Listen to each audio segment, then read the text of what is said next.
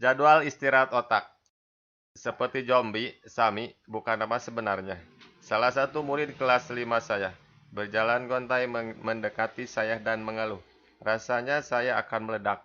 Saya tidak terbiasa dengan jadwal ini, dan saya mempercayainya. Ruam kemarahan mulai terbentuk di keningnya. Astaga, saya pikir sungguh cara yang tepat untuk memulai tahun pertama saya mengajar di Finlandia. Itu baru hari ketiga sekolah dan saya sudah mendorong seorang siswa untuk melampaui batasnya. Ketika saya mengajaknya bicara, saya segera tahu mengapa dia begitu jengkel. Dalam minggu pertama sekolah, saya terlalu kreatif mengubah jadwal pelajaran kelas 5. Jika Anda ingat, anak-anak di Finlandia terbiasa punya istirahat 5 menit setiap 45 menit pelajaran. Selama jam istirahat tertentu, anak-anak keluar untuk bermain dan bersosialisasi dengan teman-teman mereka. Saya tidak menyadari pentingnya pit stop atau jeda ini.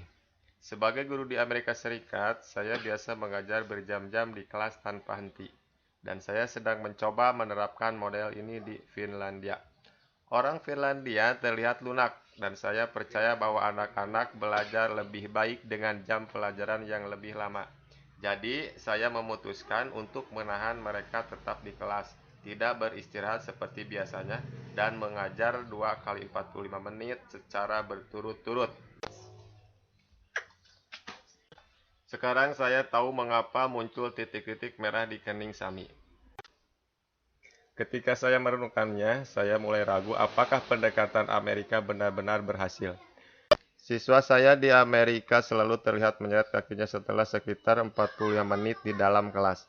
Namun mereka tidak pernah berpikir untuk memberontak seperti kelas 5 di Finlandia ini, yang tetap bertahan dengan pendiriannya di hari ketiga sekolah. Di saat itulah, saya memutuskan untuk menerapkan jam istirahat model Finlandia.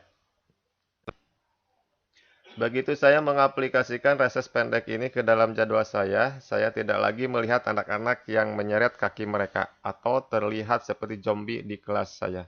Dalam 1 tahun ajaran, siswa Finlandia saya tidak pernah tidak masuk kelas dengan melompat-lompat kecil setelah istirahat 15 menit. Dan yang paling penting, mereka lebih fokus selama pelajaran. Awalnya saya merasa bahwa saya telah membuat sebuah penemuan yang baru. Istirahat dengan frekuensi yang cukup membuat siswa tetap segar seharian. Tetapi kemudian saya ingat bahwa para guru telah memberi waktu istirahat untuk siswanya sejak tahun 1960-an. Dalam pencarian saya untuk memahami nilai yang dipraktikkan orang Finlandia ini,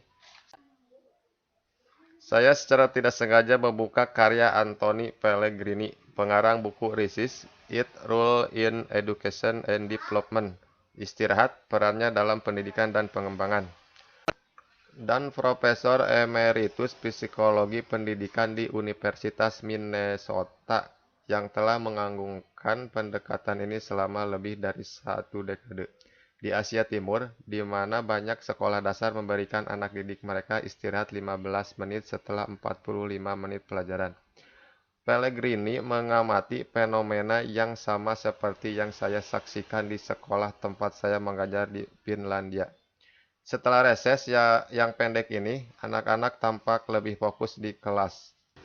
Pellegrini 2005. Tidak puas dengan bukti anekdotal saja, Pellegrini dan beberapa temannya menjalankan serangkaian percobaan di sekolah dasar negeri Amerika Serikat untuk mengeksplorasi hubungan antara pemilihan waktu istirahat dan perhatian di kelas. Dalam setiap percobaan, para siswa lebih fokus setelah jeda istirahat daripada sebelum istirahat. Mereka juga menemukan bahwa anak-anak kurang fokus ketika jam istirahat ditunda, atau dengan kata lain, ketika pelajaran diperpanjang. Pellegrini 2005. Di Finlandia, guru sekolah dasar tampaknya mengetahui benar hal ini. Mereka meminta anak-anak keluar ruangan, cuaca hujan atau cerah, selama waktu istirahat, dan anak-anak harus memutuskan bagaimana mereka akan menggunakan waktu istirahat itu. Meskipun saya menyukai model Finlandia, saya menyadari bahwa melepaskan anak-anak kelas 5 ke tempat bermain setiap jam akan menjadi sebuah pergeseran yang besar bagi sebagian besar sekolah. Menurut Pellegrini, istirahat tidak harus digunakan untuk keluar ruangan sehingga bisa lebih bermanfaat. Dalam satu eksperimennya di sebuah sekolah dasar negeri, anak-anak beristirahat di dalam sekolah, dan hasil yang didapatkan sama dengan eksperimen lain di mana para siswa beristirahat di luar ruangan. Setelah istirahat, murid-murid lebih fokus di kelas. Pellegrini 2005. Apa yang saya sadari di Finlandia dengan bantuan siswa kelas 5 yang tampak kebingungan adalah bahwa begitu saya memandang istirahat sebagai sebuah strategi untuk memaksimalkan pembelajaran, seketika itu juga saya berhenti merasa bersalah karena memperpendek jam tatap muka. Temuan Pellegrini mengonfirmasi bahwa istirahat yang sering menambahkan perhatian siswa di kelas. Dengan mempertimbangkan hal ini, kita tidak perlu takut bahwa siswa tidak akan mempelajari apa yang perlu mereka pelajari jika kita membiarkan mereka melepaskan diri sejak dari tugas mereka beberapa kali dalam sehari di sekolah. Setahun sebelum saya tiba di Helsinki, seorang peneliti dan ahli kinesiologi berkebangsaan Amerika, Debbie Ri, mengunjungi sekolah Finlandia dan dia juga terinspirasi oleh istirahat 15 menit di sana. Ketika dia kembali ke Amerika, dia memimpin sebuah studi untuk mengevaluasi keuntungan pembelajaran khas Finlandia, yaitu adanya berkali-kali istirahat sepanjang hari sekolah. Turner 2013. Saat ini, proyek penelitian Ri mulai dan sedang berjalan di banyak sekolah Amerika di beberapa negara bagian, dan sejauh ini hasilnya menjanjikan. Para pendidik di sekolah dasar Eagle Mountain di Fort Worth, Texas, melaporkan suatu perubahan yang signifikan dalam diri para siswa, yang mendapatkan 4 kali istirahat 15 menit setiap hari. Sebagai contoh, mereka menjadi lebih fokus, dan mereka jarang mengeluh lagi. Seorang guru kelas 1 bahkan melihat bahwa siswanya berhenti mengunyah pensil. Connelly 2016. Penelitian Ri menarik dan tampaknya menggugah perhatian dalam skala nasional untuk memasukkan lebih banyak jeda istirahat di sekolah-sekolah Amerika. Bagaimanapun, kelak saat gelombang perubahan terjadi di pendidikan Amerika, banyak guru dan siswa Amerika Serikat tidak cukup memiliki kebebasan untuk meniru model Finlandia tersebut. Untungnya, setiap kelas, bahkan meskipun bukan kelas Finlandia, dapat merasakan keuntungan dari istirahat berkali-kali ini. Awalnya, saya pikir bahwa inti dari jeda istirahat ala Finlandia berhubungan dengan waktu luang. Namun saya tidak lagi memegang pandangan ini. Saya telah sampai pada kesimpulan bahwa keuntungan mendasar dari istirahat Finlandia ini adalah cara untuk membuat anak-anak tepat fokus, yaitu dengan menyegarkan otak mereka. Danny Levitin, Profesor Psikologi Behavioral Neuroscience, ilmu saraf tentang kebiasaan, dan musik di Universitas McGill, percaya bahwa memberikan otak waktu untuk beristirahat melalui jeda yang teratur akan mengarah pada produktivitas dan kreativitas yang lebih besar. Anda perlu memberi waktu bagi otak Anda untuk beristirahat sehingga dapat mengkonsolidasi semua informasi yang masuk, ujarnya dalam wawancara untuk blog pendidikan Mindshift Surat 2014. Namun bahkan tanpa istirahat yang terjadwal di sekolah pun, otak dapat beristirahat secara alami melalui lamunan, yang membuat Anda dapat menyegarkan dan mengendurkan semua sirkuit saraf yang saling terikat manakala Anda berkonsentrasi, kata Levitin.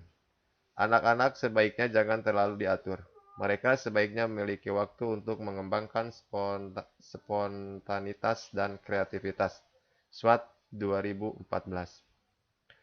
Ada beragam cara sederhana untuk mengistirahatkan otak, sebagaimana yang akan saya jelaskan di bawah ini. Tetap satu hal yang harus selalu diingat adalah entah apapun cara itu harus terjadi secara teratur agar bisa memberi manfaat bagi murid kita. Dengan kata lain, adalah bijaksana untuk membuat jadwal harian.